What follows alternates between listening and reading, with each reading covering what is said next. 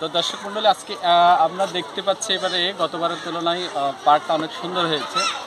আগে এরকম ন্যাচারালি এরকম সুন্দর ছিল না, এখন অনেক সুন্দর হয়েছে। অনেক কিছু চিড়িয়াখানা কর্তৃপক্ষ এটাকে সাজিয়েছে, তারা সুন্দরভাবে এটাকে মানুষের কাছে উপস্থাপন করার চেষ্টা করছে। তাদের চেষ্টা দেখে আমি নিজের থেকে তাদেরকে আন্তরিকভাবে ধন্যবাদ জ্ঞাপন করছি। তো আমরাও এসে অনেকটা অবাক হয়ে গেছি যে আগের তুলনায় এখন চট্টগ্রাম চিড়িয়াখানার অবস্থাটা অনেক ভালো।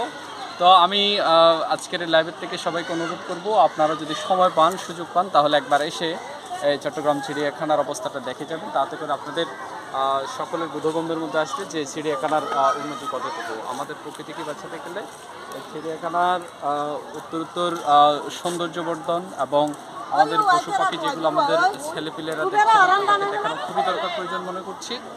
তো স্টপ করো, আর খান দিতে আর খান দিতে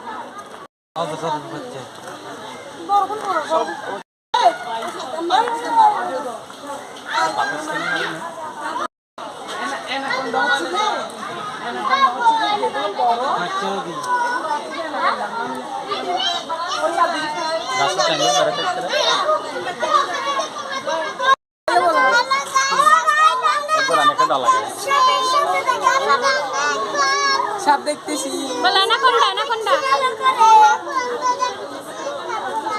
কি গরম লাগছে।